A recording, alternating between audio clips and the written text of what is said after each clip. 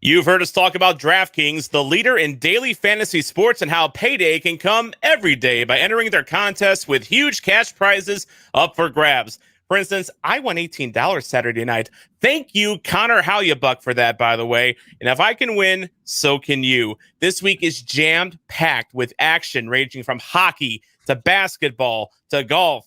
And DraftKings has plenty of ways for you to have a front row seat to all the action.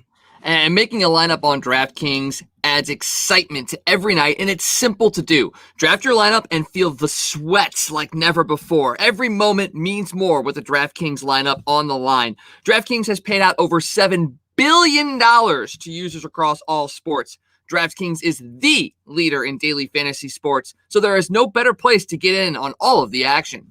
So now that you know how to play and you know that even idiots like me can win, download the DraftKings app and sign up using code THPN. New users will get a free entry and an extra bonus with their first deposit. That's code THPN to get a free entry and extra bonus with your first deposit. Only at DraftKings. Minimum $5 deposit required. Eligibility restrictions apply. See DraftKings.com for details. I was walking through the halls of a Minnesota rink when along came a Wild fan who started talking smack to me. He said, I bet you never liked the Blues until they won a cup. And so I calmly turned to him and said, hey man, listen up.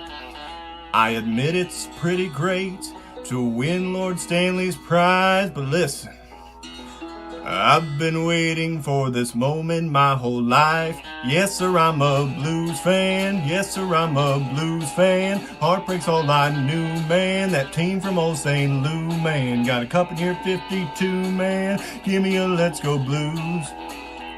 I know Oshie, Backus, Berglund, J-Bo, Perron, Petro, Steiner, Allen, Tarasenko, Gunnarsson, Binnington, Edmundson, Stastny, Elliott, Fabry, Shattenkirk, O'Reilly, Schwartz, Reeves, Yarrow, Barber, Sheparenko, Dunn, Langenbrunner, Portuzo, Koliakovo. Yes, sir, I'm a Blues fan. Yes, sir, I'm a Blues fan.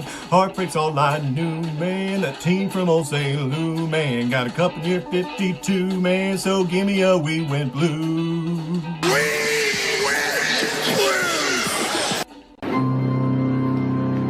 And now, the starting lineup for your Bluenotes podcast. Tom Franklin and the man called Wags. And Blues Fan Reacts. Hello and welcome to Bluenotes, located on the best city on the Mississippi, the best in the Midwest. We've got that Stanley Cup power, too sweet to be sour. And if you're still clueless, we are talking about St. Louis. This is your home for St. Louis Blues coverage on the Hockey Podcast Network. I'm Tom Franklin, joined as always by my comrade, my executive officer, the man called Wags, and our recent convert to Bluenotes Nation, Blues Fan Reacts, a.k.a. Mason. How's it going, boys? Cannot complain, coming off of a playoff victory today. Got a goal, too. Pretty happy about that. So after that wild game last night, playoffs. We're talking about playoffs? Playoffs? It's the consolation We're not making the bracket, playoffs. What the hell are you talking about? Consolation bracket. Don't worry. It's nothing big. I assure you, Wags has not been drinking too much tonight, guys, by the way, as I take my first drink here. I really thought you were going to go with a White Russian because we're going to be talking about Tarasenko here in a little bit. That, you know what, that would have been a better tie-in, but I have reasons for drinking a center ice old arena lager here, and I got a little bit of news to pass along to you here in just a moment. Mason, how are things in your neck of the woods? Doing just fine. It snowed a little bit last night, but melted by the time I went outside, so I couldn't go frolicking or shit like that. So I'm a little disappointed. But I wanted to make a snow angel so bad. I wanted to make a Snow Blues logo, but unfortunately, Utah hates me, so we're fine. But it's okay because I ate it, so it's okay. Was it yellow when you ate it? No. Okay, good. Probably should have checked, but most likely no. Didn't taste like it was yellow. Okay, good. That's good. Safety first, Mason. Safety first. By the way, this weekend here in St. Louis, we've been in the 60s for highs. So because St. Louis is bipolar like that. we go through these swings during winter every single year. It's fun. It is so much fun. It was 0 degrees 2 weeks ago, and last week in this past week it was 60. Like we've had a 60-degree swing in the course of a week. That's just insane. It really hit home for me because I'm the public address voice for SIU Edwardsville baseball and softball and volleyball and fill in for basketball. I do a lot for them. But the first baseball game of the year was this past Tuesday, and it was like the first picture perfect day after the snowy hell we were in. And 1 week earlier at the side of the baseball field, we had about 6 inches of snow on the ground. It was like 8 degrees out. The roads were an absolute nightmare. It was just, and it was gray. It was still snowing a little bit because, reasons. The whole 9 yards. It was a disaster. It was an absolute disaster. And 1 week later after that, it is 60 degrees on a Tuesday afternoon, blue skies. The field around us is all brown and waterlogged because of all the snow melt. But we're freaking playing baseball a week later, and there was still snow in that field like 48 hours before. So credit to the SIUE staff there for making sure we could play baseball, and just, having going just a week between all that was just absolutely insane. But hey, that's St. Louis. That is St. Louis for you. So first of all, I want to give a shout out to anyone listening on from our Twitter account at Bluenotes Pod. We are now over 700 followers on at Bluenotes Pod. So thank you very much, guys. We've had a jersey contest here in the last week, and I don't think our podcast is going to win, but I think we're in the top 2 or top 3 among all top 3 from when I checked. Networks. Yes, top 3 for sure. So that's a big feather, in not just in our cap, but yours as well, that you responded in that way, and we thank you very much for that. And with that, we've had some new followers in the past week. So if you're listening to us for the first time or watching us, welcome. We appreciate your patronage. Also, thanks to everyone that is watching on the Bluenotes Bunch Facebook page, aka the Justin Falk Stan Club. That may just become the permanent name at this point. I think it has to. I think the Bluenotes Bunch might be retired. It's just going to be the Justin Falk Stan Club. There we go. Executive order. Regardless, whatever it's called, we are over 100 followers there. We just got our 101st follower this morning. So thank you very much for checking that out as well. I promise I'll be more active on there in the future. We're very busy people. Guy's been very busy himself doing his intermission reports and pregame and postgame reports. And it just kind of got to be, after a while, it was all, Guy, the Hawaii Blues fans, postings, which is not a good thing. I love Guy, don't get me wrong. And his reports are great. But when it's your podcast's page and you're not posting anything, that needs to change. So yeah, we will get some more interaction coming up here very shortly. Again, these aren't ginormous numbers, but that just means that, means more when we say thank each and every one of you for truly following our little show wherever we are, whether it's Facebook, Instagram, Twitter, YouTube. Thank you very much for that.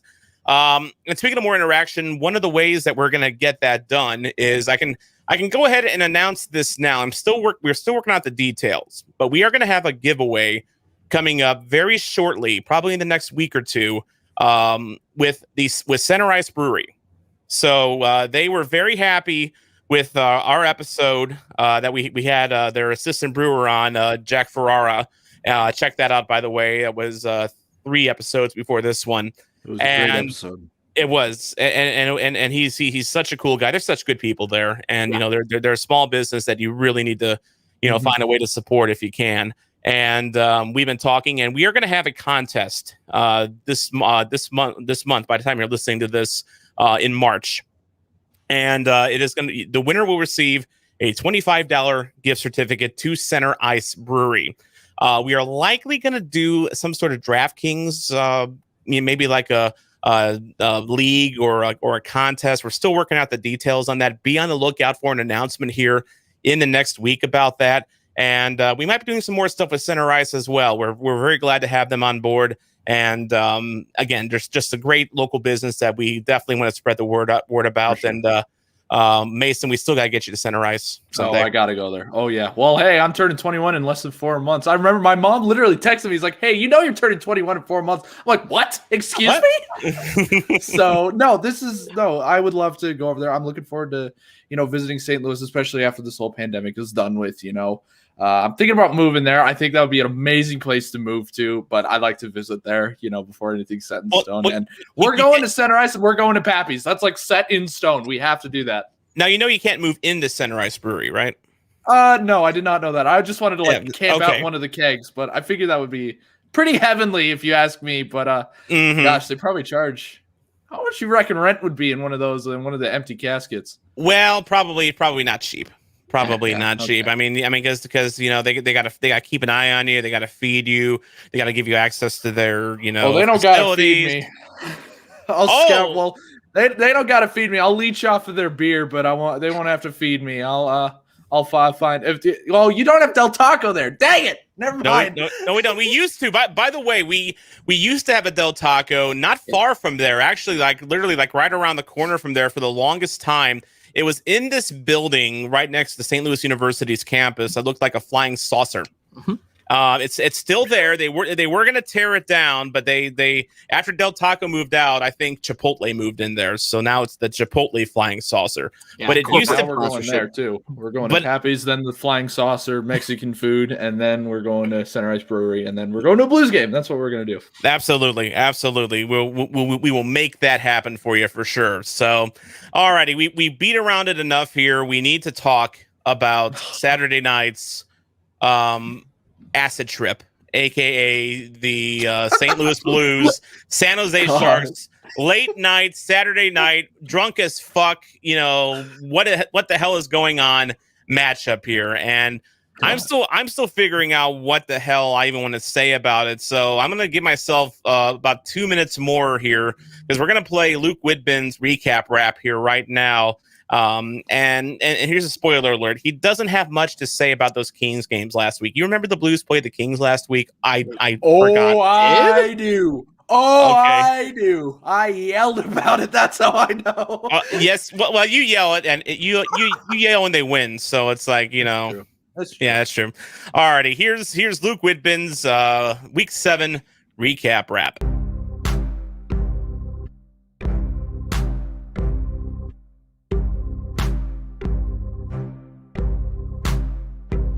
The Blues lost 2 against the Kings, just a couple nothing games, but we'll come back to that. We gotta talk about Saturday. This one started like any other with a goal against the Blues. It only took 17 seconds. Meyer bouncing shot off Krug. A turnover by San Jose. Scandella at the line, rips a clapper to the top shelf. It's his first to hit the twine. Piranha stupid penalty leads to a Sharks power play goal. Binnington just couldn't cover it. Kane shot upstairs to score. Sammy Blade tied it at 2, but the Sharks retook the lead. Timo Meyer with the riser. Jordan Binnington was green, but he made the big pad save and the puck went the other way. Braden Shen on the one-timer and the score is tied again. Next was Kane, scored his second on a shot that should be safe. That's when Berube made a goalie change and Benner went insane as he skated by the Sharks bench, shook a jab at Shimmick's face. Then he faked a shot at Carlson, put Dubnik in his place.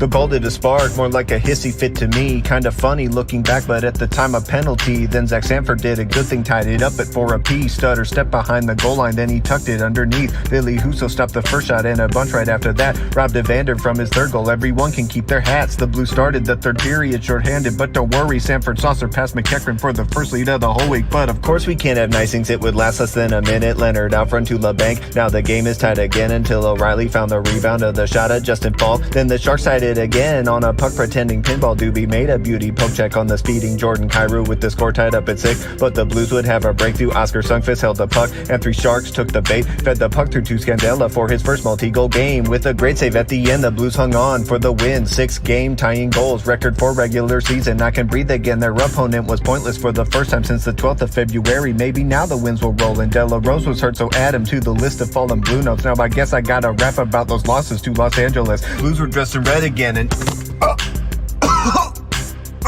cut it. During the last recap, Teriyaki Fingers sustained a full body injury.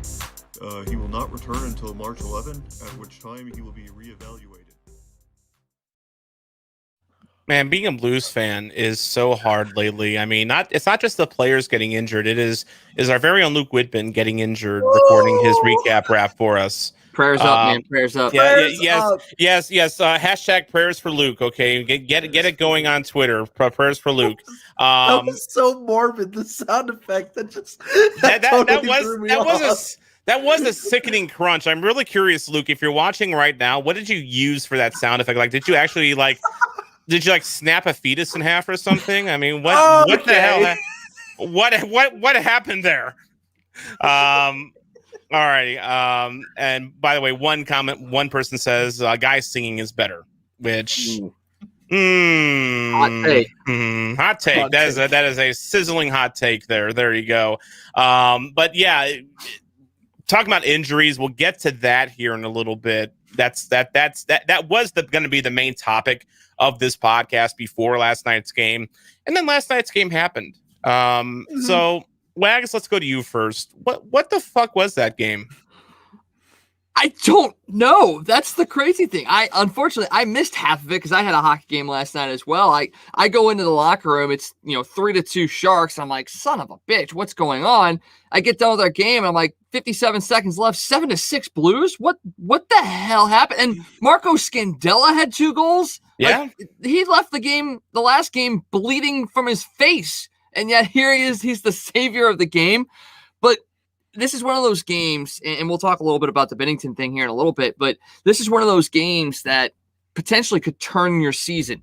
And this felt like it. They kept coming back. They're down to their bare minimum. I mean, you have an Australian guy playing for you right now. Nothing against Nathan Walker. Nothing against Nathan Walker. But, Aussie.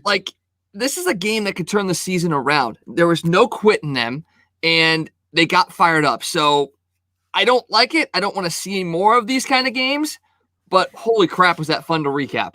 So this was a true definition of a seesaw game. It's one of those cliches in sports that you hear a lot. Oh, this game was a seesaw back and forth affair. Well, this truly was, because Timo Meier scored to make it 1-0. Scandella made it 1-1. Kane made it 2-1. Blade 2-2. Meier 3-2. Shen 3-3. Kane 4-3. And then that's when, Binnington said goodbye, as only Jordan Binnington can. We'll talk about that in a little bit. Zach Sanford, rises from the dead to make it 4-4. Mackenzie McEachern breaks the back and forth streak, gives the Blues their first lead with a 5-4 lead. And that lasted not very long because Kevin LeBanc scored right after that to make it 5-5. O'Reilly made it 6-5. Logan Couture made it 6-6. And finally, Marco Scandella kicked the extra point. And the Blues ended up holding on for half a period with a 7-6 lead. And so can someone explain that? I know you weren't around back in the 80s, Mason, but this is exactly how 80s hockey was. You had 7-6 games. You had benches clearing. You had fracases on the ice. You had one player usually just going completely bananas. And in our case, that was Binnington. So, what were you thinking when you were watching this game? I mean, I know you told us before we started recording here that you decided to pop an edible, during the game, which I feel that's the only way you could have gone through that game with any sort of sanity. Oh my goodness, that was something else. Seriously, I think watching Blues hockey for the last 10 years, that's something I'd never ever seen before, and I was convinced that nobody else has seen that before either, except like you said, in the 80s kind of thing. But I was talking to somebody in my Discord server. I was like, "Is this game as crazy as it is?" And he's like, "Yeah, I've been watching Blues hockey for 19 years. I've never seen anything like this."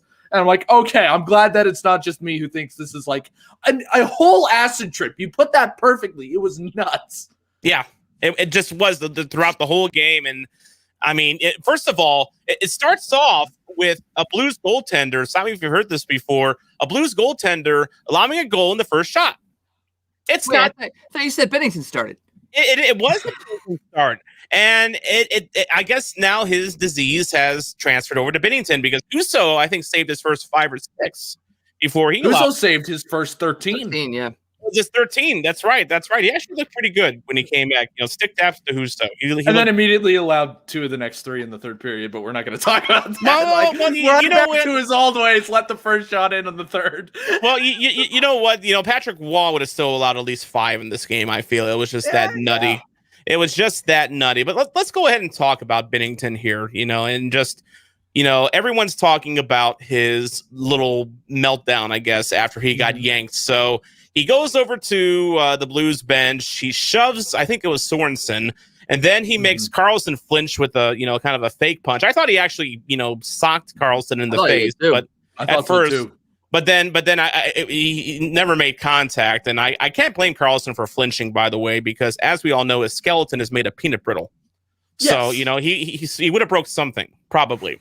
And then, Binnington gets into a nice little slap fight with Dubnyk, as he is heading out towards the exits, which I guess he had to skate by the goal anyway to get out. What wonderful arena design that is. Yeah, I know. San Jose, way to go. You can get technology right, but stadium design, no. Nope.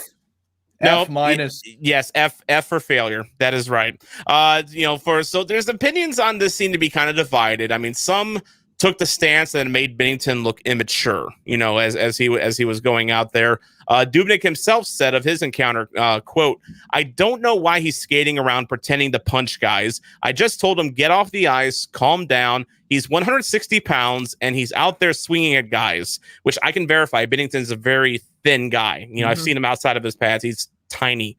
But we all get frustrated, but if you want to get into it with somebody, fine. I don't know why he's out there fake punching everybody, but I understand that guys get frustrated sometimes. He's competitive, a good goalie, and he was obviously pissed off about something, and that's fine. We can look after ourselves, end quote. So, Dubnyk obviously taking the approach that, Binnington was just, going overboard, doing what he did, but then others supported him. And it was not just Blues fans, but his own teammates kind of had his back. Both Sanford and Berube came out and said his antics fired the team up. And if you noticed, they got 2 goals right after that to, take the lead. Scandelis said, quote, "I love it. Honestly, emotion is something not everybody has. I feel like we have a lot on our team and our group, and especially in a game like tonight, I love it personally. That fire is what's going to drive us and make our team better and get us to the next level," end quote. So, Mason, watching Binnington's meltdown, do you think that was the kick in the pants that the team needed? Yes, I think so, because, the whole game, they just couldn't get any momentum going. If you remember, there was like 10 minutes left in the second, so halfway through the entire game, the Blues hadn't even reached double-digit shots. Yeah. So after that free guy, and none of those 3 goals were his fault. So I can understand why he's a little bit incensed about that. Maybe the second one, he could have been more square, but that's it. Like everything else was, all the other goals. It wasn't the defense was bad. It was that the offense was good. But Jordan Binnington, it's the last thing I expected out of him, because he's like, the guy like, do I look nervous? It's like, yeah, exactly. little bit now. So, and I don't think when he fake punched Erik Karlsson, I didn't think he meant to like fake punch him. I think he was about to punch him and then stopped himself. I don't think it was that he wanted to fake punch him and make him flinch. Yeah, I think that's what that was.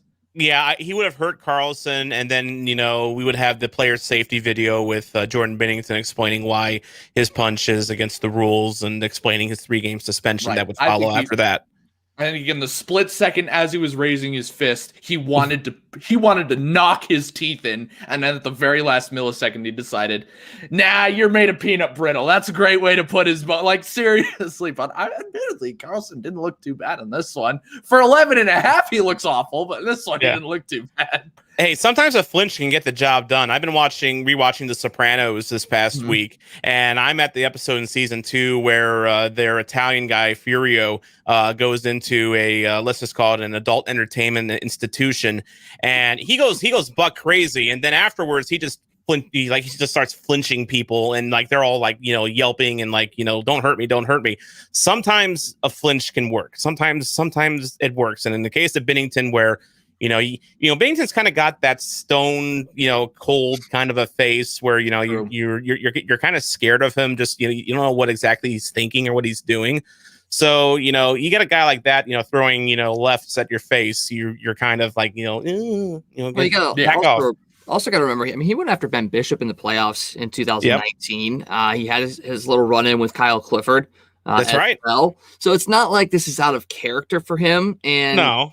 Sometimes he needs to get fired up a little bit as well. Obviously, he was out of the game at that point, but that might be one of the. He hasn't been playing poorly this year at all, but I think he realized this team needed something, and he went after it. And I think, Mason, you're right. I think he did really want to deck Carlson, and kind of hold back on it, knowing that he is the primary goalie. And if he did something like that, he might have gotten suspended. So I think it shows you that he actually has a clear head. He has a plan in mind, in a sense that when he did this, it was to get the team fired up, not necessarily to blow off steam.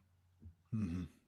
Yeah, absolutely. And, the Blues had lost 3 games going into this in a row. They had just come off that tough Arizona series. And, of course, they're dealing with all sorts of injuries, which, again, we gotta talk about here in just a little bit. By the way, remember, Binnington also had a goalie fight in the minors as well. Good. So he's what they call truculent. That is for sure. He's definitely not one that you want to cross.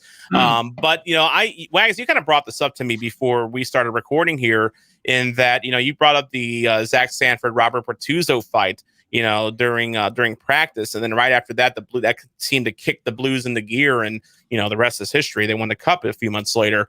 Do you draw any comparisons to what Binnington did, to that fight? I mean, there are some parallels. I mean, the team is struggling just as it was at that point. They hadn't really been able to score a whole lot. Obviously, they kind of woke up last night. They were dealing with injuries at that point in time as well. So there are a lot of similarities in that instance. It's a little different because, obviously the Bertuzzo-Sanford fight was between teammates, and they had to let some stuff off. Letting some steam out, yep. They had to, but I still think that there are some similarities in the sense that this team needed a kick in the ass. Like you said, they lost 2 straight to the Kings. Like, the Kings, really? And when you're going up and, look at March, okay? March, you've got 2 coming up in Anaheim. You've got 2 against the Kings, another against the Sharks. Then you got 2 against Vegas, but then you're back against the Kings, Sharks, and then you've got a couple of games between Vegas, Minnesota, and then Anaheim. March is a month where you have to pick up as many points as possible. And if you're not firing on all cylinders like we saw in that Kings series, and it was abysmal, you're going to miss out on some points, and that may put you on the outside looking in, because this team is right now middle of the pack. It may not push them so far as, winning a Stanley Cup, but I definitely think it's going to put them back on the right track. And the fact that you might be getting Vladimir Tarasenko back here very shortly as well could be another piece to that puzzle as well. Yeah, that day might be coming sooner than later. By the way, to answer the earlier question, it was the car dashboard for his sound effect there for injury. So there we go. There is now a car dashboard in Minnesota that is day to day now because of the shooting of that rap. I personally think that the Binnington, blow up, if you will, I tend to agree in that I think it was what the team needed, because one thing about hockey that I've learned over the years is that a lot of the team's confidence comes from the net. It comes from their own goaltender. If their goaltender is, standing up and making big saves and big stops, that can fuel a team going forward. If a guy like, starts getting the yips and starts, letting in easy goals like Jake Allen did for a few years, I'm not saying it's, Jake Allen was the source of the Blues' woes before. That's far from it. But I do think the Blues suffered from Jake Allen's lack of confidence, because, a lot of a team's confidence radiates from their netminder, which is why I've admired Binnington, for as long as he's been starting, because he does radiate that kind of confidence. He's cool. He's calm in the pocket, but he gets feisty when he needs to, like the Clifford moment last year, for instance. That those little moments like that, a team can really feed off of that. And then, we saw Saturday night, him going after the players like that. It was a shocking moment. It was stunning. We all were sitting there wondering what the hell is going on with Jordan Binnington. Yeah. And right after that, as I said, they get 2 goals right after that. And it felt like it snapped the Blues out of whatever mentality they were in and got them back going. And the response that the Blues had after that, I think, is very encouraging going forward, because they have some interesting games this week. Games that they need to win. They need to beat. They're taking on the Anaheim Ducks to start off the week, Monday and Wednesday. A team that's towards the bottom of the division. You need to win those games, and then they got the LA Kings after that. Games you need to win. One more date with the Sharks, and then you got Vegas. Vegas is the team that's top of the division right now, and you cannot be banking on beating Vegas and getting 6 points out of, or 4 points out of that series, because they're playing very well. You need to beat the teams like the Sharks, like the Kings, like the Ducks, and it's going to be very important for them this week, to get as many points as they can, because this season's kind of I don't want to say it's slipping away, but the Blues have definitely slipped in the last week or so, and now we have to be worried about maybe even the Kings catching us in the standings, which is just a crazy thought. And one issue that the Blues are having right now, and a big reason why they're slipping, is the number of injuries the Blues have right now. It's almost hilarious to read. So you have Vladimir Tarasenko, who might be coming back soon, but he's been out since the start of the season with the shoulder. Tyler Bozak, he's still got his upper body injury. Thank you, player safety. Robert Thomas, he's still injured. Jaden Schwartz is now injured, and they're saying his injury might be worse than expected. He's still listed as day-to-day. I wouldn't be surprised if he goes on IR. That's a frightening thought. Colton Parayko continues to be day-to-day with an undisclosed injury. Barbashev, he's on IR now. Gunnarsson, he's on IR now. And the winner of the Blues injury contest for Saturday night was Jacob Delarose, who has a lower body injury, and he is now day to day. Mason, do you think it's all injuries here with this team? I mean, because it's just like, I don't want to use that as a crutch and as an excuse. You never like to do that. But the number of injuries speak for themselves, and we're having Nathan Walker, coming up from Utica, and we have some guy named Annis that's in our taxi squad that I never heard of. It almost sounds like Anus, exactly. I'm sure he's a good hockey player, but we have to laugh at his name at least once. Very unfortunate. Unfortunate. But it's just like I feel like this team's been kind of derailed a little bit this year just because of these injuries, Mason. For sure. And by the way, Parayko's injury has been disclosed as a back injury. That is a back injury. That's a big injury. And then Jaden Schwartz is rumored to be a knee injury. So yeah, I heard that. Yeah. So though that's what's going on there. That's just what I heard. And don't shoot me. Don't shoot the messenger. But that's what's going on. No, but I think injuries obviously have a big role to play, because there's a lot of lost leadership in that group that we're missing out on. But at the same time, a lot of the replacements have been producing. Yeah. So it's not all injuries. Maybe it's a motivation issue. I'm really not sure. But you can't blame injuries for everything. And, the Blues have always been an injured team. Not this bad before, but they've always been a semi-injured team. I mean, most of last year, they didn't have Tarasenko. And look at the tear that they were on, Then Tarasenko came back in the playoffs, and then they sucked. And coincidence, I don't fucking know.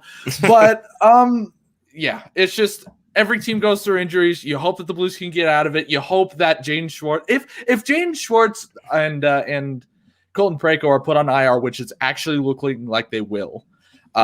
There's a little cap room there. So not only is there no problems with Tarasenko coming back, you might be able to have a little wiggle room with trading. So, I mean, possibly. We have, I mean, I don't know if Armstrong should trade for somebody or not. I don't know. That's not my call. Obviously, it's not any of our calls. Exactly. But he has the option. And I think that's always nice. Having a little bit of flexible cap space is always a good thing. And there's definitely players available because teams are pressed up against the cap. I mean, we saw Adam Henrique on waivers from the Anaheim Ducks in the last week or two. Toronto. It's okay. It's okay. By the way, where's your buddy Lease Forever, by the way? He hasn't checked in tonight. I don't know. Probably dead. Oh, well, that's a shame. Anyway. Shame. Anyway, but yeah, I mean, you have all these injuries, but it's like the injury list that I'm looking at here. Those are the type of, these are injuries that you see usually spread out through a year. Mm-hmm. They're happening all at once. Now, if the Blues get healthy again, say they're only without Gunnarsson and maybe one of Schwartz or Parayko for a while for the rest of the way, and they remain healthy the rest of the way, then maybe it's good that they're getting the injuries out of the way now, because, this is actually not a real tough stretch of schedule for the Blues. We just had that 7-game series with Arizona. We just had the Sharks. We've got the Ducks, the Kings. I mean, would you rather take your lumps now, Mason? Well, the thing about taking the lumps now is every time you have an injury, that player is just that much more likely to get injured in the same spot again later on. Excuse me. No, bless you. Next for that.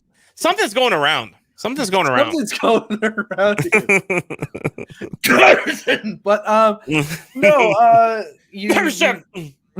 we're just gonna do this the whole episode. Yeah, that's gonna be the episode. We're just all having a sneezing fit. Your turn, Wags. Your turn. Oh, I'm in a bubble, so I'm good. Yeah. True. There we go. Yeah. Oh, for sure. But you just hope that they can. I would rather, in the long scheme of things, I would rather all the injuries happen now than later. Of course, we don't want anyone injured, but if you're going to be injured versus a Colorado Vegas team or getting injured against like a West Coast abysmal team, I'd choose the West Coast abysmal. Well, they're not very abysmal because we've freaking only got 2 out of 10 possible points in a stretch there. But yeah, happy days. Well, you look at Thomas and Barbashev especially being out the 4 to 6 weeks. I mean, that timetable puts them coming back right around the 1st of April, which is when you enter your toughest month. 2 Colorado, 2 Vegas, 3 Minnesota, Colorado, Arizona, 3 against Colorado, 4 against Minnesota. I mean, that is the month where you're going to be essentially it's make it or break it. And if you have those guys back, it's going to make it a little bit easier. If they don't, yikes. That's about all I got to say. One guy that I've kind of targeted in my mind, and it kind of sucks now that the Kings are right there with us. But if they do happen to fall off, I'd really, especially if these guys aren't coming back, I'd really, really love to see the Blues make a run on Anze Kopitar. I would love to see him in a Blue Note. I think he could add that, leadership, that veteran presence that this team needs. And, I know he can score too.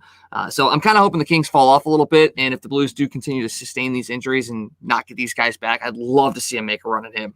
But how do you fit Kopitar in salary-wise with this team? Because he makes a lot of money and the Blues have a lot of contracts coming up. I don't care. Not my money. Every hockey player, every hockey fan ever. I don't care. Make it happen. I went Kopitar. I went McDavid. I went Crosby. Doug Armstrong's done great work. I'll take Malkin. I'm sure Doug Armstrong could find a way. I mean, he's done such great things so far. He could find a way to make it work. I'm sure that there's cap gymnastics that they can continue to do with maybe some of these other guys that maybe could go on an LTIR. Yes, it's a shortened season, so I don't know how that actually would work. But if they're able to move some money around, it's a possibility. Well, and adding a guy like Kopitar would give the offense a big charge and, maybe help give this team a bit of an identity, Wags, because, one thing that, I've kind of noticed myself and others online have kind of noticed as well is that it feels like because of all these injuries and all these players moving in and out of the lineup. And of course, Berube likes to move players up, up and down. He doesn't like to have like that super line. He likes to spread his players out, like Hoffman on the third line, for instance. But it feels like this team doesn't have much of an identity, with all these injuries and kind of makeshift rosters and lines and pairings. It feels like they haven't been overly physical. They haven't been incredible on offense lately, except for, of course, Saturday night. Binnington's not getting favors from his defense. He's been he's been fine, but he's been a little, we can admit he's had the bad game or two, here and there. Wags, what do you feel is this team's identity? And, what will the identity be once they get some of these players back, like a Tarasenko? Oh, they're the Walking Dead right now. That's the identity. They're just zombies. But you have to look at it. It's a chemistry issue. And not because they don't have chemistry. It's just they can't build it because they're always inserting a new guy into the lineup and you have to shift guys up and down. You've got guys that are playing to their abilities. Ryan O'Reilly's playing well. Oscar Sundqvist is playing well. Outside of that, though, I mean, you look at David Perron. He's been kind of off this year. Yeah, he still takes his one offensive zone penalty a game, so he's still got that. Welcome back, David Perron. Yeah, it's just one of those things that they're playing with new guys every night, it seems like, and it's hard to build that chemistry. We talked about Justin Falk, how it was difficult for him to kind of get into this structure in this team last year. Well, you're having that same sort of thing this year because you're inserting guys that haven't played with this team for very long. Yes, a guy like McEachern or De La Rose until he got hurt, or those guys, they've played here, but not long enough to like get accustomed to who they're playing with. And I think it's going to take a little bit longer. And like you said earlier, this is the perfect time for this to happen because you've got teams that you could still find a way to beat and get points, even if you're not at your absolute best. And that's what we saw last night. And I think we'll see that in the next week or so. But if there's some stability in who's playing, watch out, because this team loves being the underdog, and they've always played above their means when they're having to have replacement guys in the lineup. So if you get some stability now and you can hold off on these injuries, this team might be a little dangerous. Yeah, they could be. Definitely a sleeping giant. And, we've seen this team, whenever they get healthy, they can take off. I mean, they've shown that time and again, and I'm really curious to see what this team looks like once they get some of their wounded back, including Mr. Tarasenko. I hope Tarasenko serves as a spark. I feel like he will when he comes back. I feel like that he'll bring that leadership. All right, what he'll do as soon as everybody comes together in the locker room is like, all right, listen up, you suck, skate.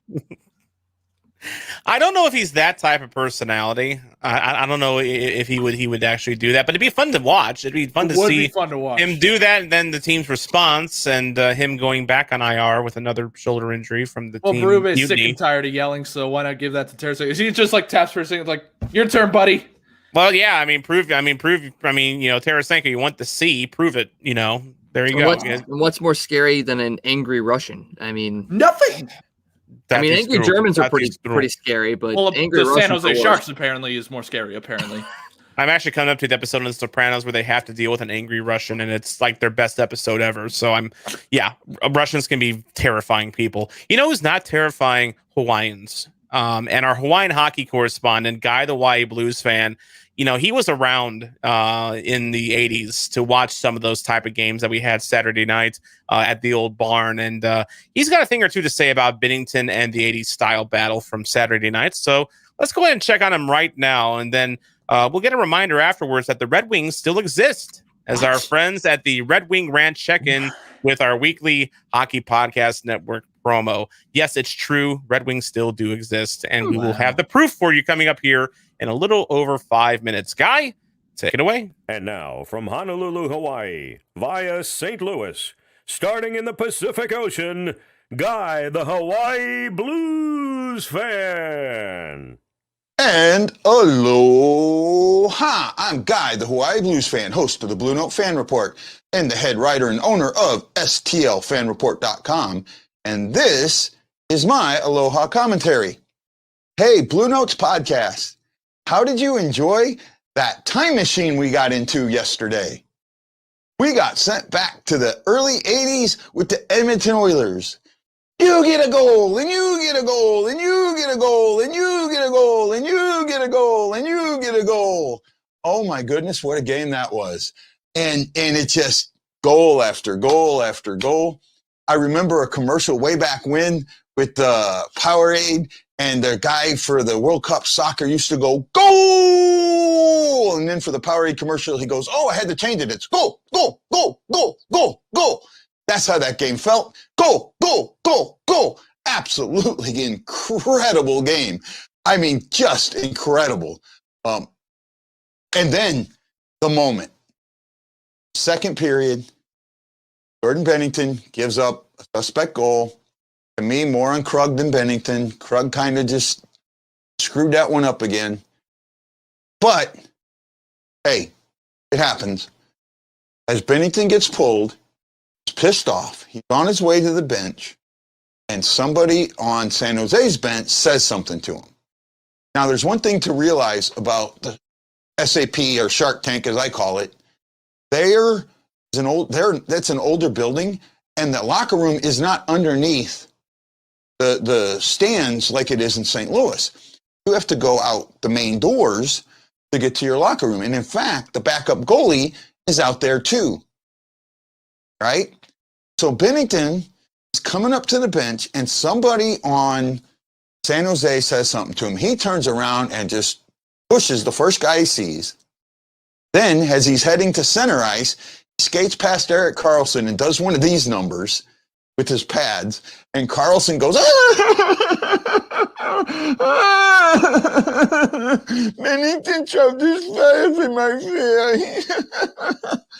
Oh, he flinched like a 3-year-old. It was so funny. I loved it. And then, as Binnington's skating to go into the locker room, Dubrovnik comes out of his crease, and Binnington goes after Dubrovnik. Of course, San Jose is going to say, we don't understand what his antics were for.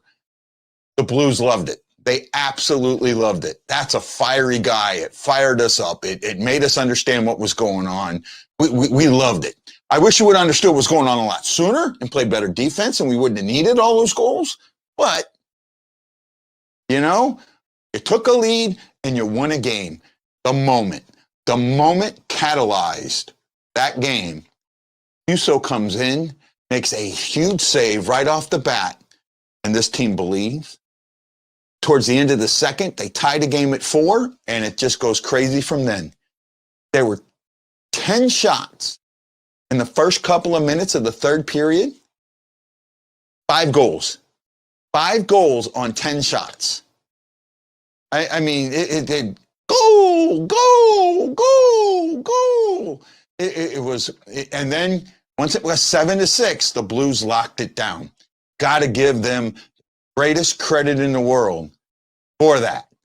Absolutely incredible. And then you have this, you know, and this is coming off a 3-game losing streak where just nothing was going right. You got almost shut out. You got shut out for over 2 games, period-wise. And you don't score a goal until the last moments of the third period, the last game. And now you score 7 of them? Incredible, edible egg. I loved it. Let's keep this up. You've got 2 games coming up against the Ducks and then 2 more against the Kings as a weekend series. You can shove it up the Kings.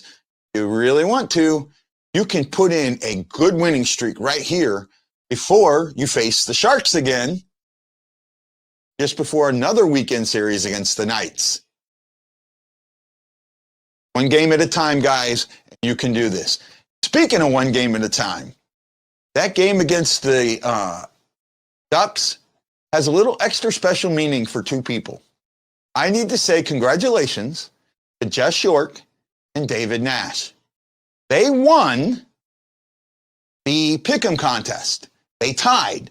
So they have a sudden death playoff for the next game. Good luck to both of you. I wish someone from the Bluenotes pod or the other group we were putting it in would have been more active and won. But you know what?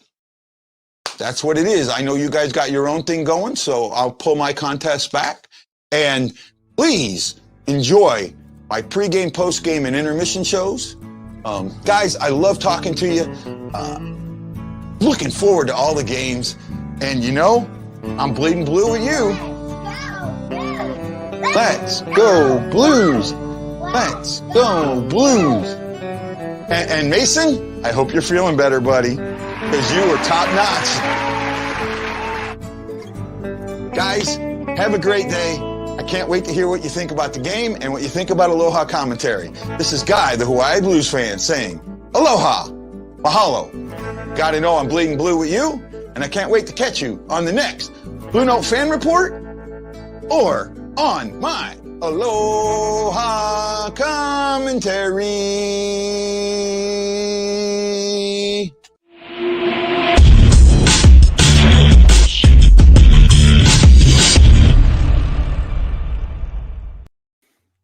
And thank you very much, Guy. And he called you out there, Mason. What was that about? Oh, I was totally zonked in the post game. That's why.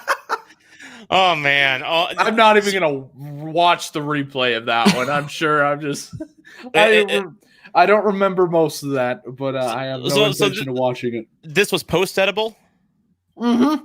Oh, You know what? I think Wags. I think we got some post podcast watching to do ourselves. Oh yeah. I forgot. No, I forgot. I promised him that I would be on the post game, and then You just weren't there.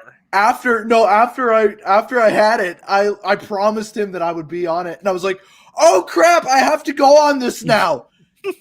That was an adventure. And so, I'm gonna pull something out, but normally he just sends me a link, to the post game. I'm gonna show you the message that I sent him, and I thought it was a totally normal message. Okay. I out of the blue, I just decided to send him, I would love to join you for your post game tonight with a smiley face. So all right, I'll pull it up. But I would love to join you for your post game tonight. As if that was a totally normal thing to say. And he just replied, yes. He's like, oh, this is going to be such a garbage fire, isn't it? That's something you say, like, whenever, that really hot chick that you knew in high school, like, actually said, yeah, you know what? Why don't we do dinner on Friday night? That's because when I was into you, you were 50 pounds lighter and didn't have 3 kids. But, whatever. We're still talking about a girl, right? Not one of us, right?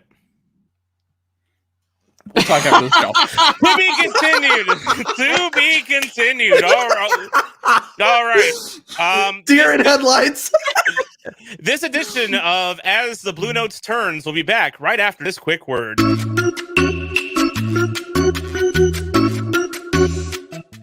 He's my brother Mike. He's my brother Matt. And we are the Brothers of Discussion, hosting Red Wings Rant, where tirades and impassioned pleas about your Detroit Red Wings finally have a home. In a season mired in tragedy and despair, we are here to be your audible Earl Grey, to bring joy, placidity, and perspective to one of the roughest eras in Red Wing history. We honor the past, find the positives in the present. I swear they're there. And paint the picture of what's to come in the Winged Wheels future. Paul Woods here on the radio broadcast your Detroit Red Wings, and I'm going to play games like Who's That? Come on. Pokemon? Where Matt has to try and guess quotes pulled right out of context for Jeff Blashill, and we got to figure out who that Red Wing is. Every episode, we put ourselves in the legendary shoes of Steve Yzerman and play Be the GM, finding ways to ice a competitive team while accumulating assets for the franchise's future. We also shoot the breeze. Some of the great local and national voices in Red Wings hockey, including Ken Kell and Keith Gave, and Greg Wyshynski and Ryan Lambert. Check us out every Monday and Thursday on Apple Podcasts, Spotify, and everywhere else you listen to podcasts. And check us out live every Wednesday and Sunday for Red Wings reactions and live conversations with you on our YouTube channel, The Brothers of Discussion. I actually almost want to listen to the Red Wings podcast now. Is that weird? Not at all. I mean, I tell you what, that music got me totally schmoovin' there. I mean, I want to watch that now. Hopefully, it's millennial slang. Haven't you heard schmoovin'? Like, schmoovin'. We're old.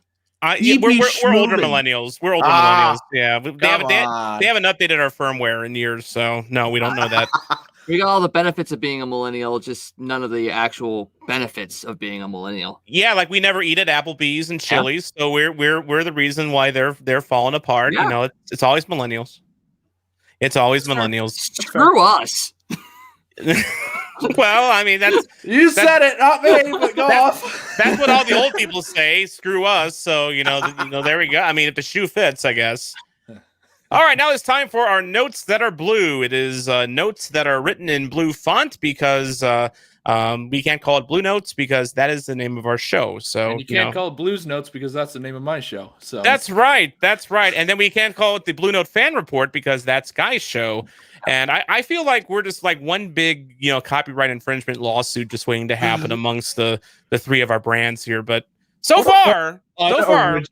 What a bunch of unoriginal people we are. I know. God, that's I know. 4 shows. I thought when I started Blue Notes a couple of years ago in meeting with our co-founders of THPN, I thought I was so clever because I thought, hey, no one has Blue Notes. I mean, that's new. I took a quick look and I couldn't find it. I couldn't find Guy's YouTube channel at all. So I was like, okay, that's open. Blue Notes, great. And then I discovered Guy like right afterwards, and thankfully he hasn't said anything. So Hopefully, guys not listening right now and won't say anything. Anyways, notes that are blue. So we kind of talked about it a little bit earlier. The Blues entered this week third in the West in points, fourth in winning percentage, and I'm a little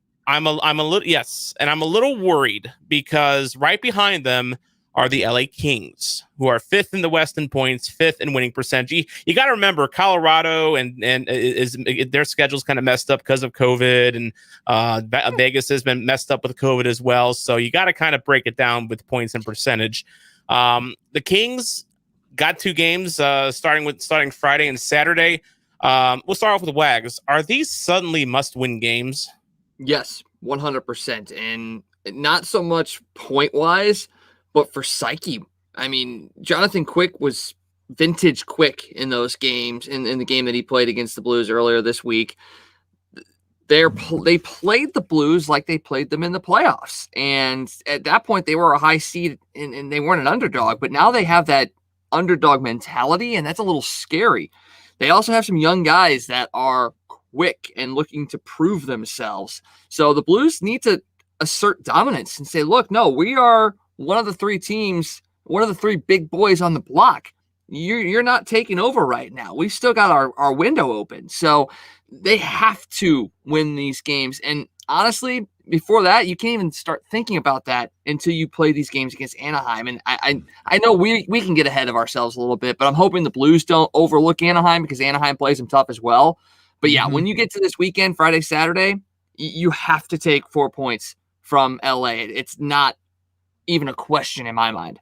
Well, before we started off the season here, we all picked our West Division standings, and I think at least 2 of us picked the Kings to be last. So it was either them or San Jose.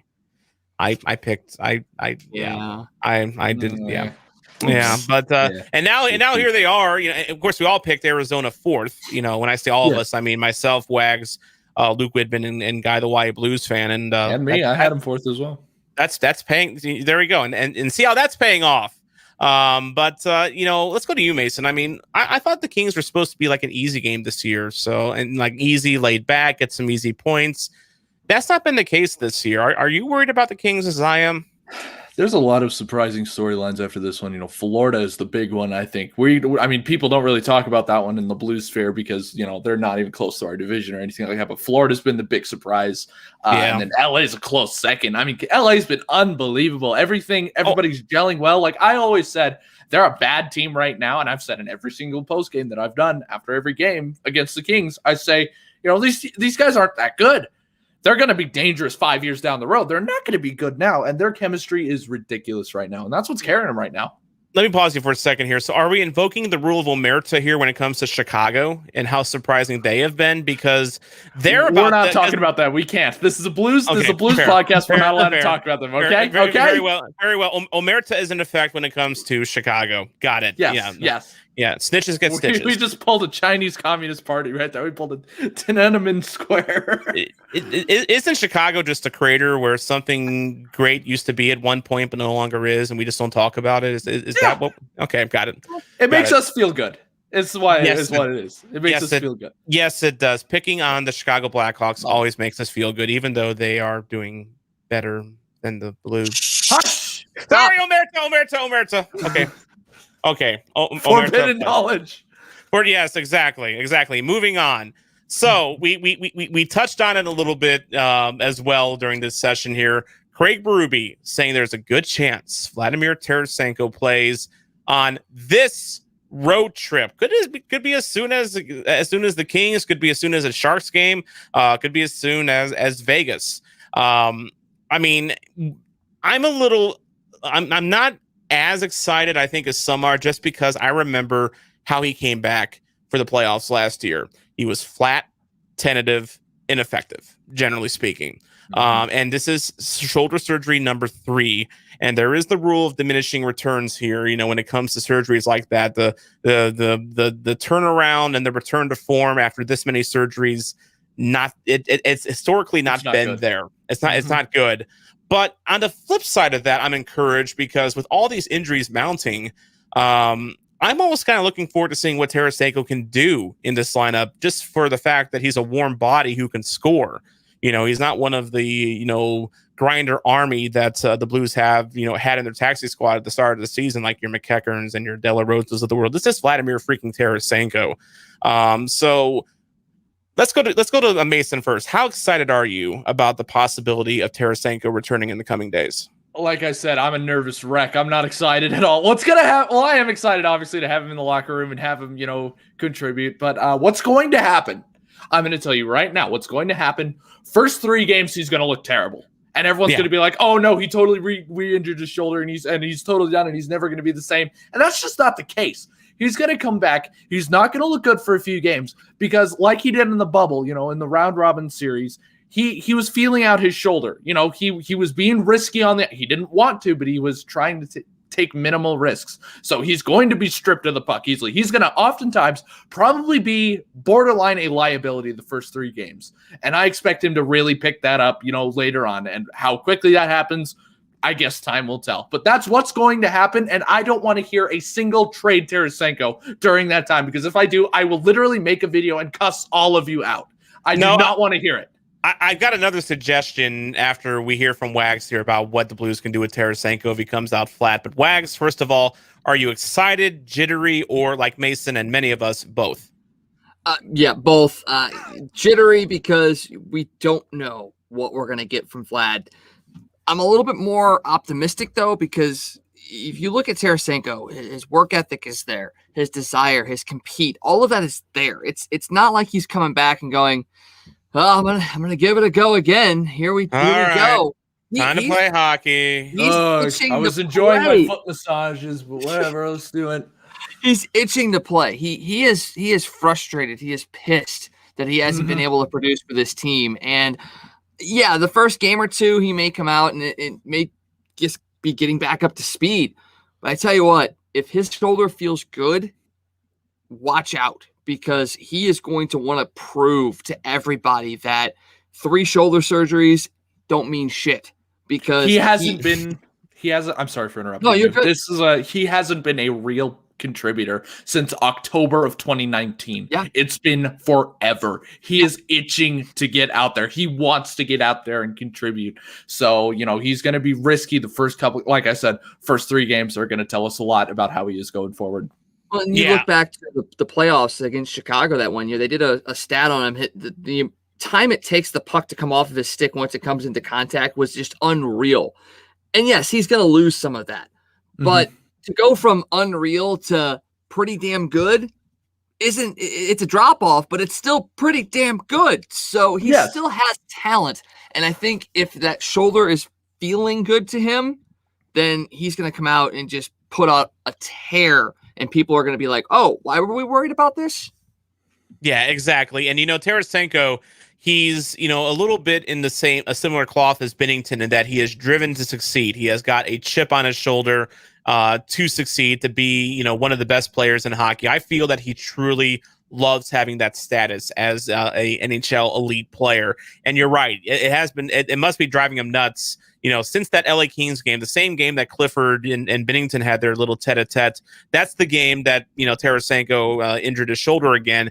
It's been a long time. It has been 18 months since Tarasenko was an effective NHL hockey player. And you're right. It's got to be driving him nuts sitting there, rehabbing his shoulder, not being on the ice. I mean, I've noticed every picture that I have seen of Tarasenko practicing with the team, he's got a big ass grin on his face.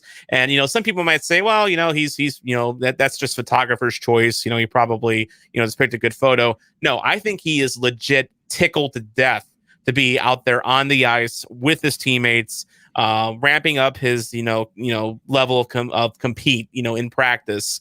And yeah, he's going to be dying to get back. And there's a big part of me that, looks back at history and looks back at last year and how flat he was coming out. But there's another part of me that's like, I know Tarasenko. We've gotten to know Tarasenko for the past decade.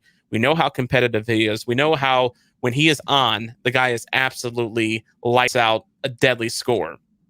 I think he will be driven, as Wax said, to prove that he is healthy from his shoulder injuries and his shoulder surgeries, and that he is ready to, claim the mantle of being an NHL elite player.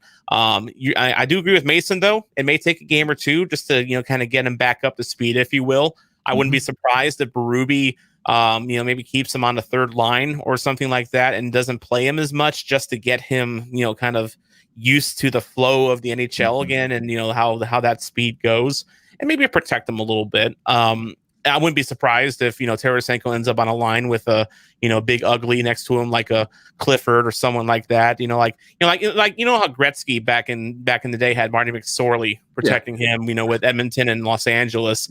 Berube's an old school guy. He's from that era. He knows how that works. I wouldn't be surprised if he makes sure there is an ugly next to Tarasenko in the lineup to make sure that no one tries anything with him, because Tarasenko, he's going to have a target on him when he comes back. And it's just the way hockey is.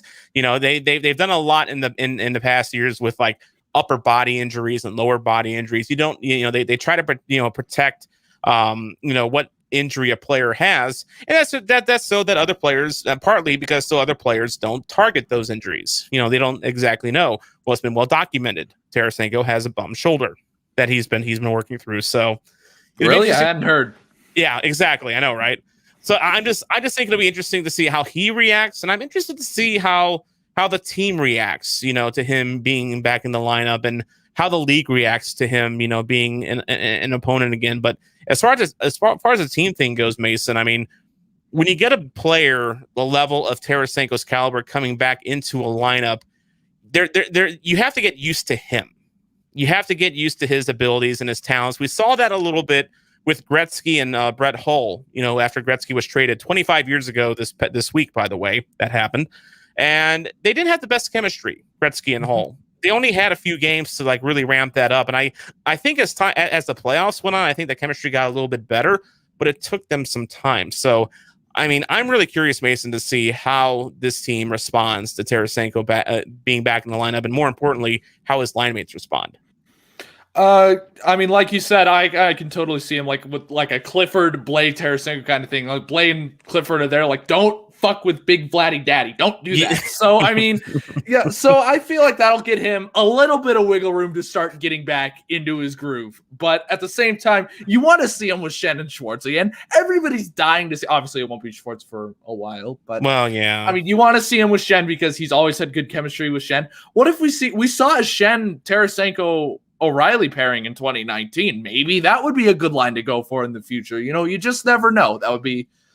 Let's see. Who would Tarasenko be taking the A from, though? Would it be Schenn or Parayko? You're right. Well, Parayko's out, so it would have to be Parayko. Out, and Falk's been borrowing it, so I mean, Falk would have to, give it over, which I'm sure he wouldn't mind. I don't think he'd mind. I don't think he'd mind at all. I tell you what, that A's looked damn good on him these last couple games. It really complements his mustache very, very, very nicely. I think like the little line in between the A, I think that should just be turned into a handlebar mustache. I feel like that would just be like such a cool, like, how the Flames assistant patch is a flame, Yeah. You gotta do something creative there, right? Hockey players need to be marketed better in general, and that's a small way you can do that. That is definitely a small way you can do that.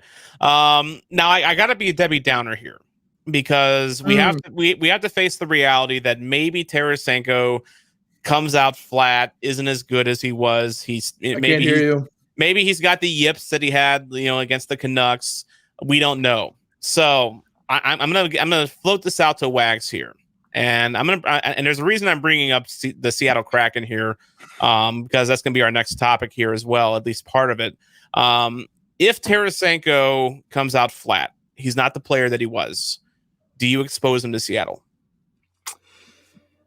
Oh, God, that's a hard one, because you've seen it many, many times. You saw it in Vegas, a guy that maybe was down and has a resurgence. And hello, Leafs forever. Thank you. We were talking about you earlier. Salute. Awesome. Talking about you, buddy.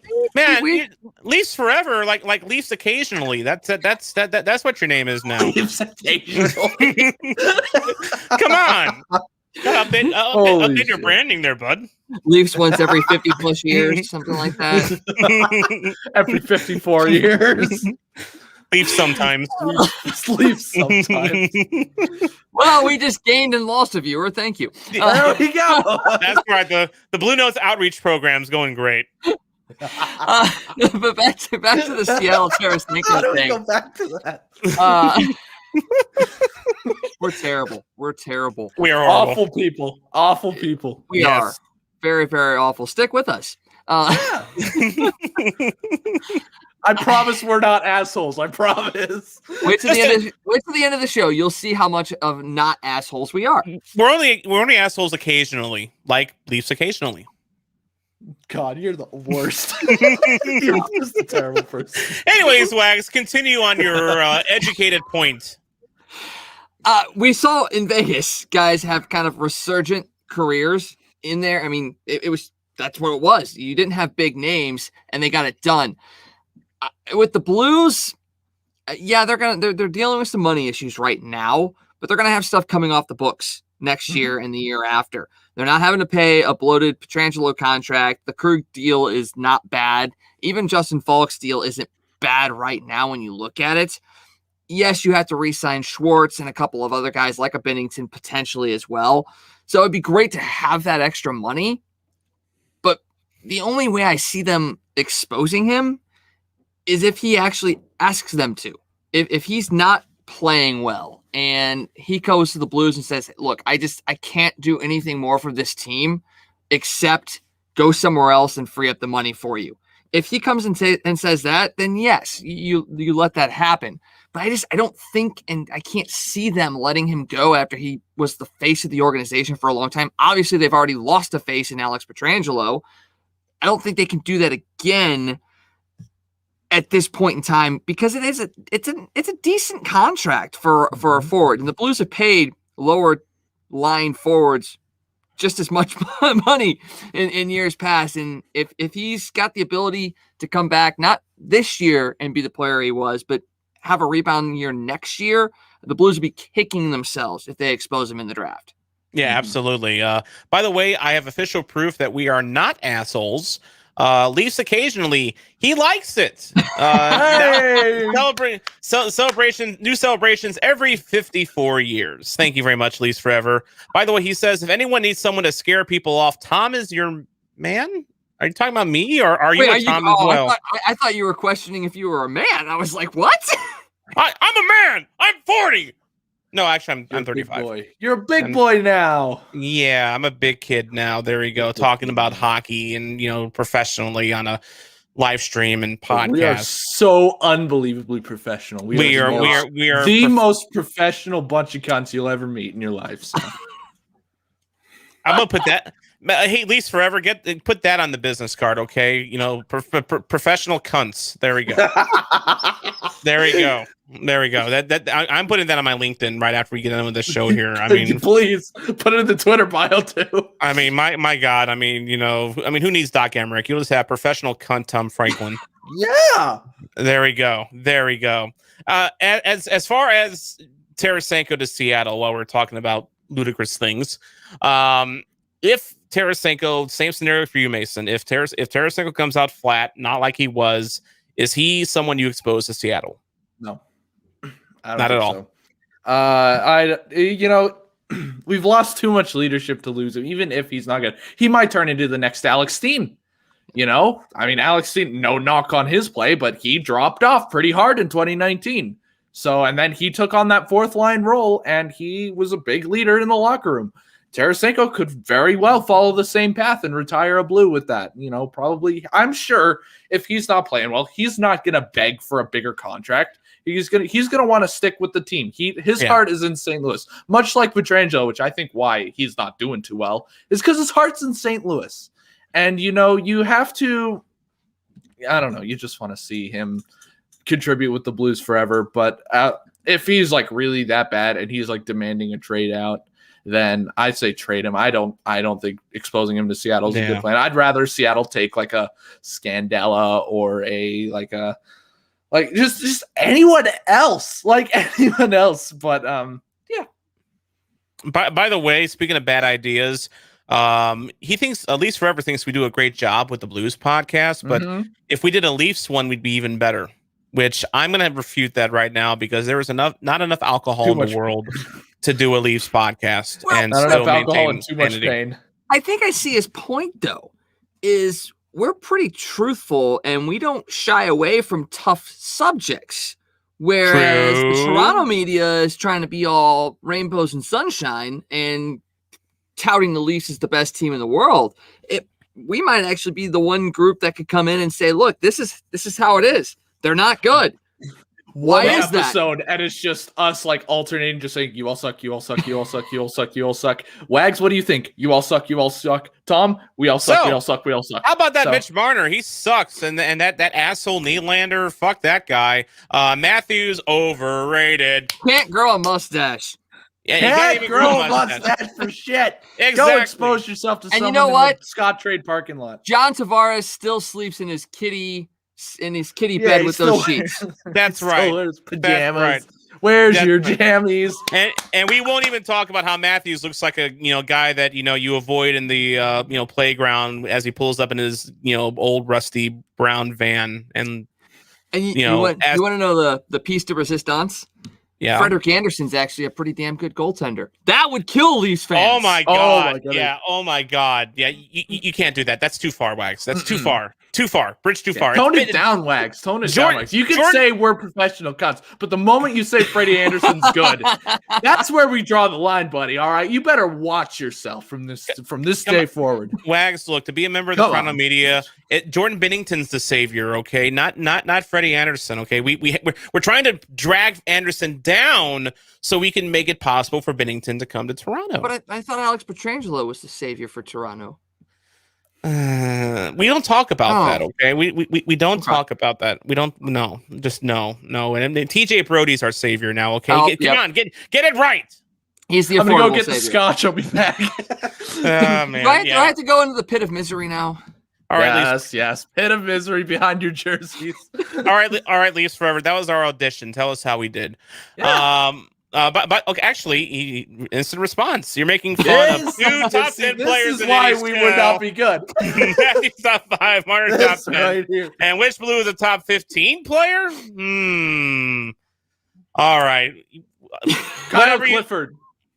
Well, lately. No. Not number wise. Yes, he wears jersey number 13. That doesn't mean he's a top 15 player. Well, Justin Falk's 72, so he's not even close. So yeah. I mean, we don't make Leafs occasionally's list. So anyway, moving on. By the way, recurring joke now. Yes, it is, and we'll say it occasionally. Stop. Just continue. We've lost everybody. There's nobody watching now. They're just like, are you kidding me? These guys actually, 2 35-year-old men and a 20-year-old man thinks this is funny. I am fucking out. By the way, be careful when you're talking about Kyle Clifford because he is a Leafs legend. So he may very well be top 15. He may very well be. The Drop Hockey Podcast, speaking of the All-Canadian division and fellow Canadians, they caught wind that NHL officials are considering making these the current division alignments that we're in right now permanent. I don't know where they got that info from, but that's what they've heard. And apparently the joy of all Canadian games is just too alluring for the NHL, or at least for some people within NHL brass. So if the NHL were to come out and say that the Blues will forever play Western teams and their late starts, and, is that something you would look forward to? Also, how would this work when Seattle gets in? Who gets moved to the Central? Well, let's go one thing at a time. First of all, if this was the division the Blues are going to be in, Wags, would you be down for it or no? Fuck no. Thank you. That's all you got to say. Thank you. Even Leafs occasionally says, what? That's a pure no for me. I want to beat Boston more. Hey, that's something we can agree on. And we want to beat Chicago again. We can't beat Chicago, in our current situation. No. So Mason, your thumbs damning the West Division forever. The only benefit I can see from keeping these divisions is that A, those teams suck, and B, we'd have to. A lot of those games would be on the West Coast, so they would be Pacific time. Therefore, we won't have like 8:30, 9:30 puck drops. That's like the only benefit I could see out of that. Everything else, fuck that. No, I will say this. I will say this. Your West Coast point got me thinking. If somehow we got to be a part of the Blues organization, got to travel with the team, I would be down with going to the West Coast a whole bunch. So who's eating edibles now? I mean, Mason, did you give Wax some of your edibles before? I did not. No, I promise. That is a hell of a lot for shipping. I'm not paying that. That would be the only way. That would be the only way is if we were a part of the media of the team for the Blues and we got to travel to the West Coast. That's the only way I would do it. Also, if LA, right? Also, if you're mailing, marijuana products, across state lines, isn't that a felony? I'd still be. I reckon. Yeah. Mason's not worried. He's done time. He's fine. I've done time. Yeah. Prison's not a big deal. Nah. You want to know where I got these scars? Not really. So yeah. Thumbs down on the West Division. These 8:30, 9:30 starts. I mean, look, it's kind of neat that we're playing teams that we don't normally play a lot. I mean, it's kind of not. I guess there's a bit of a novelty factor to it. I guess we get to play Vegas more with and get to see Petro more and get to see Jordan Kyrou, completely undress Alex Pietrangelo, multiple times. That's a fun thing. But I honestly, I can officially say here at the start of March, I miss Chicago. I miss beating up on Chicago. I miss Dallas. They'd be kicking our asses right now, though. So we got to keep that in mind. They would be absolutely destroying us this year. Oh, so in a way, we don't talk about that. Well, that's true. We don't talk about that. But I mean, you like that we have like a year gap just to kind of like go, all right, that's it. We're gonna beat you so hard next year. It's our gap year. It's our. We got to get the West Coast out of our system. Oh God, we got to purge them. Just get it done. Take your cough medicine, and then move on. And then let Chicago beat up on Detroit. Yeah. I actually, honestly, I miss Nashville fans. I miss just stupid fans. Oh, I miss stupid fans. I don't miss They are a special kind of stupid in Nashville. I mean, I love Nashville from afar. I don't like them in our Exactly. I appreciate the goal chants. It's beyond amazing, and I love that atmosphere. I wish the Blues had more of that atmosphere. But oh my God, they got some dumb ass motherfuckers in that fan base. We got country roads. We do. That's okay. Okay, I'll give you that. Country Roads is a treasure. Country Roads is a treasure. Okay. Some guy in his meth trailer, cooking up meth with his sister wife sitting next to him while he's typing away. That's not fun. That's not cool. Okay. We had a mother girlfriend. What an image. We had a mother girlfriend issue at our game tonight too. So I get the whole sister wife thing. Yeah. What you gotta unpack that, Wags. Explain. It was just a moment between a couple. One of our guys who's our big bruiser. He took a penalty against the guy, tripped him up. The other guy came after him, and our guy was yelling from the bench. Oh hey, who is that in your in the stands? Is that your fat mother or is that your fat girlfriend? And I turned to him. I turned to our guy and I go, that's a stupid question. It's both. Wow. Man, feeling that Nashville fan quota there. That good for you, man. Yeah, good, got it. Good for you. Better than my uncle. Do not compare me to my father. By the way, we were talking about Alex Pietrangelo, and it seems like our old friend Petro. I'm sorry. I'm sorry to all mothers out there, by the way. I can't say sorry to mine because she's rest in peace. But but she's probably listening anyway, and she's probably very upset with what I'm saying. So I'm gonna move on now. It seems our old friend Alex Pietrangelo is having a bit of a slow start in Vegas. In the latest 16 stats with the Athletics Dom Lucision, he looked at his poor start and said, quote, "Oh boy, indeed.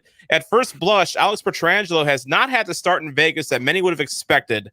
Among defensemen, he's last on the team with a garish 46% expected goals rate, with an equally ugly 44% actual goals rate. The only other defensemen who are negative in both are his main partner, Braden McNabb, and the team's rotating cast of 6 defenders.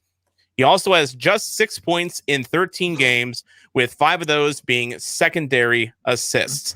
Isn't that just a shame, guys? Isn't that just a shame? Too bad. Well, I mean, we can all understand why that's happening. His heart's so in St. Louis. We all know that. He misses the city and their fan base. I don't know. I was looking at Vegas Twitter and I was like, wanted to see how excited they were. And I was like, you're getting a really good player. And they were just kind of like, about it. Like, they're like, oh, cool, we got this player. They didn't like try to show much emotional attachment to that player. They're still learning how to hockey in Vegas. They're still learning how to hockey. I understand that. They're former Coyote. It's all former Coyotes fans in Vegas right there. So they're used to heartbreak and disappointment. Well, at least the ones that, openly admitted they were Coyotes fans. That's true. Louis one of them. He's a good guy. We should have him on. Yeah. But on the flip side of that, though, he does give Petro some slack. He says no other defenseman has faced Petrangelo's level of forward competition this season. The average forward Petrangelo faces has a 5-on-5 game score of 0.48, which is the highest in the league. And the next highest Golden Knight defender, Alec Martinez, is at 0.41, which is still up there in the 85th percentile. So they're saying that I guess Dom is giving the excuse, Wags, that he's facing the top competition in all of hockey. But Wags, didn't he do that here in St. Louis as well? He did, and I don't want to give hope to an opponent. I don't want to give hope to the Vegas Golden Knights. But didn't we just go through this last year with a man named Justin Falk? Yes. So it's a guy getting used to a new environment, a new team, a new setup, a new system. And he's also going up against some of the best competition in the league. I'm not surprised that this is the way things are starting. Oh, hey, guess what? Didn't Alex Pietrangelo have COVID as well? And we've seen how athletes have struggled after COVID. I mean, there's guys that are still a year after are still struggling to get back into form. So I don't want to give him a pass, but there is an excuse. There is hope on the other side of this. I don't want to give that hope because it would torpedo the Blues in the future. But we've seen it with Justin Falk. We've seen the after effects of COVID right now. If I were a Vegas fan, I'd be happy with what they get out of Pietrangelo this year. And the fact that he's not playing with Martinez is shocking to me. I would expect that pairing to be something that happens here in the latter stages of the season when they really need to make sure that they're collecting points. And at that point, then you may see an uptick in his statistics. Because, I mean, really, do you want to be playing with Braden McNabb? I mean, that's not who he's been playing with. Yeah. He's having to do a whole lot. So I would expect the numbers to go back up. And like you said, Justin Falk last year, look what he's doing this year. Pietrangelo is probably the same situation next year. It's almost like a hockey team is made up of more than one player. And I think Vegas is still learning that Pietrangelo, as good as he is, he's not Bobby Orr. No. Imagine that. So, but they're paying him a lot of money to realize that. So, good luck. Not our problem. Not our problem. Well, I looked at that cabin. I'm like, oh, that's going to stink in 4 years. That is going to stink. And they can't get rid of him. He's 31. In 4 years, he's 35. And that's when defensemen really... I'm glad you said defensemen and not just men in general. Excuse me. No. Do you want me to say men in general? No! Alrighty. Well, one more final trip out to Nevada here and a final period on the Lake Tahoe extravaganza, if you will, from the week prior. We've learned that the first Lake Tahoe game was a disaster for another reason, and that was ratings. The first period averaged 1.35 million viewers on broadcast TV for NBC. Another 1.39 were streaming. That's a good start. That's very promising. And then, it turns out that sun and ice don't go together, and they had they had to delay the game until like 9:30 Central Time, which, as we know, Wags is not the most optimal time for watching hockey. And the final two periods averaged just 361,000 viewers on broadcast TV, 394,000 on streaming on NBCSN. So that means about 1 million viewers tuned out. And after the soft ice situation, NHL and NBC opted to push back Sunday's Flyers-Bruins game in Lake Tahoe from its original 2 p.m. network live telecast to a 7:30 p.m. on NBCSN. Now, it still averaged 1 million viewers, which the network said is the best regular season NHL audience in the channel's history, which is fantastic because the channel's going away soon. So, they won't be able to build on that. So, exactly. The Devils Capitals game originally in that Sunday evening cable slot replaced the Lake Tahoe afternoon game and averaged about 750,000 people on NBC. So fair to say, I think the NHL has learned their lesson. And if they're ever back out in Lake Tahoe, either start it in the late afternoon or put like a little, like a canopy or something over. Like they could still do like the hockey lodge thing to it. It's just, and they can still get the views. It's just, like if you're going to start the game like at noon when the sun's at its highest, having something over the ice may help a little bit. I'm just saying. You know what they need to do? They need to like build a rink and then just have giant green screen all around it and then just like superimpose mountains on that green screen. I feel like that would work a lot. And don't just say it's like in some exotic location. You can make it on the damn beach. Yes. And you'd be like, why is there so much ice? Oh, we got an amazing refrigeration unit. It's totally not the giant grease. Why not? Well, you can make it on the moon. You can make a hockey game on the moon. Why not? You've seen The Mandalorian. I know you have, Tom. Did you watch the behind the scenes stuff that they did at the end of season 1? And they took you inside their filming location with the Expanse or whatever it's called. That would be what Mason's talking about. Mm-hmm. If you haven't seen the behind the scenes stuff for The Mandalorian, I implore you to watch it because it's amazing. But the place that they film at is exactly along those lines. You would be able to make it almost look absolutely seamless. Yeah, it's amazing what technology does. Hell, guys sometimes will put, like the Honolulu coastline behind him whenever he's doing his pre and post game shows. And, if the NHL does this, you know that he's going to be in Hawaii. Like, finally, have a game on Mars. They listen to me. Have a game on. Why not? I mean, we've got a camera on Mars now. We have a very good camera. So you never know. Ship an ice surface there. Surely that's not that hard. But the cool thing would be is if they could like replicate the gravity on Mars, and try to play hockey with that lesser gravity. I wonder what that would be like. Mutant League Hockey. If you never played it, Mutant League Hockey. I've never heard of that. Mutant League Hockey came out in the mid-90s. It was for the Sega Genesis only. And I know this because at the time it came out, I had a Super Nintendo, and I actually sold my Super Nintendo so I could get Mutant League Hockey for the Genesis. Yep. It was amazing. That's what that's what growing up poor is like. But it was that fun of a game. It's basically NHL 94, which is hallowed, the most hallowed hockey game of all time, but with mutants and weapons and fire pits and monster goals and just all sorts of chaos. You could bribe the refs to like look the other way while you killed a player, that sort of stuff. It's not too much different from nowadays, now is it? But no. I would love to see like freaking hockey on the moon, like everyone just like jumping. I would watch the hell out of that. Oh, that sounds fun. So fun.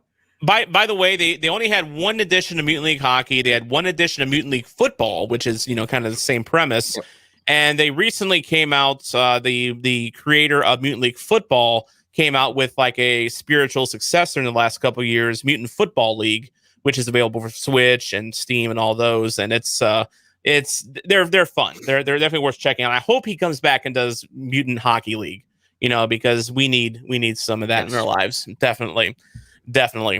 And one final thought here on Bluenotes, a word from Blues Fan Reacts. What's going on, Bluenotes podcast family? It's Blues Fan Reacts, and I just got a few things to say before we continue. As I'm sure a lot of you guys in the hockey Twitter community are aware, Brian Fraser has unfortunately lost his battle with leukemia. And this was a man that I was very fortunately able to get to know over the last couple months, and just knowing what his struggles were and how he took it all in stride and lived every day to its fullest is something just so inspirational to me. And I figured the best way I can do him a service for everything he's done for the hockey community is to promote a cause that he was so passionate about, and that's blood donations. And there's a crisis going on every single minute, and blood donation centers are always scrambling for more supply. And it's so easy to sign up, and it's so easy to donate. And oftentimes on websites like the American Red Cross or Hockey Gives Blood, it's so easy to find out if you're eligible to donate blood and to schedule an appointment. These places are very flexible with their hours, very flexible with their scheduling.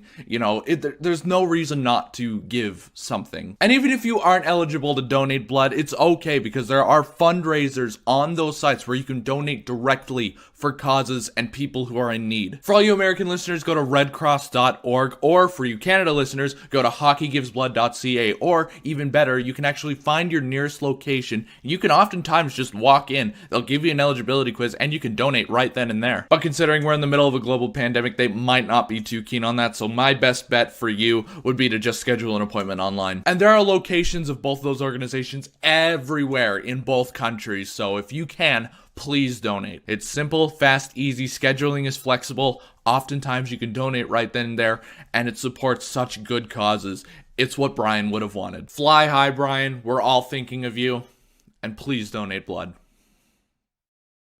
And by the way, just a quick note on the American Red Cross and blood donations. If you can't donate tomorrow or this week, that's okay. There's always a need for blood donations. You can donate next week, next 2 weeks, next month. It really doesn't matter. But, you know, this, if you ever needed a reason to do so, this is the reason. And by the way, just for those who haven't been following Fraser's story, Mason, tell us a little bit about him, if you don't mind. He was an editor for a he was one of the technical producers actually of a online hockey show. He's a big passionate Sens fan, and he made hockey Twitter news when it was announced that he had been diagnosed with leukemia in 2019, and he beat that battle, and he just thanked everyone so much for their support. And the whole time, he was so passionate about giving blood because he needed it, and he got it when he needed it. And he always just told people to donate blood, donate blood, donate blood. He was so passionate about that. And then, late last year when it was announced that it had returned, and he said that, he didn't want to continue his treatment. He wanted to live. And I think that is one of seriously the bravest thing that you can possibly think of, especially from somebody like him. And he's a guy that, I've been very lucky to get to talk to, get to know over the last couple of days or the last couple months now. And, God knows we're all going to miss him. He was such a big inspiration for the hockey community. And, the Senators giving him that moment of silence, just, I teared up so bad when that happened. It meant, it showed how much Brian meant to everybody in the hockey community and how much the hockey community meant to him. So if any of you can, I got an appointment with the American Red Cross. I'm going to be donating this week, and I just highly encourage everybody to do the same. I'm a guy, I hate needles. They walk you through the process so easily, and they make it so comfortable, and they do everything necessary. Take the eligibility quiz, do something. And if you can't donate blood, if you're not eligible, it's okay, because on those sites, you can donate, money to go towards these kinds of causes. There's always a shortage of blood, and anything you can do helps. Absolutely. Well, that's a good cause, and that's a good point to wrap up our episode of Bluenotes. Wags, any final thoughts? No, just great point. And winter is one of the hardest times for blood donations anyway, so make sure you get out there and support it as much as you possibly can. Absolutely. And seriously, like Mason said, if you've been leery of needles or of doing it, they're really good at making you feel comfortable and getting you, in a nice comfy chair, and you just sit there and they do the rest. It's really that simple. So it's a really good cause. Thanks a lot for sharing that, Mason. And that will do it for this episode of Bluenotes. I want to thank you for listening and watching, because without you, there is no me, there is no Wags, and there is no Blues fan reacts. I'm not going to thumbs down you this time. There we go. There you go. You're right. There. Keep the tradition alive. What are you doing? You've done it so far. Let's just continue that. And of course, without you, there is no Hockey Podcast Network. I'm Tom Franklin, reminding you to not be a chump and always play to the whistle. A reminder that you can follow Bluenotes on Twitter, Facebook, and Instagram at Bluenotes Pod. I'm the voice of the Blues, Tom Calhoun. Jeremy Boyer, play us out.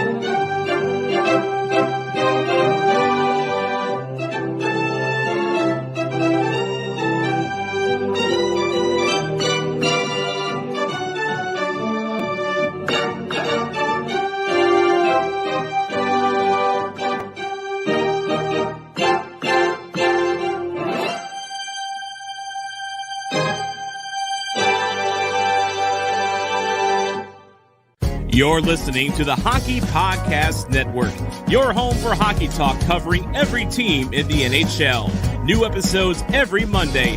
Download at thehockeypodcastnetwork.com or wherever you get your podcasts from.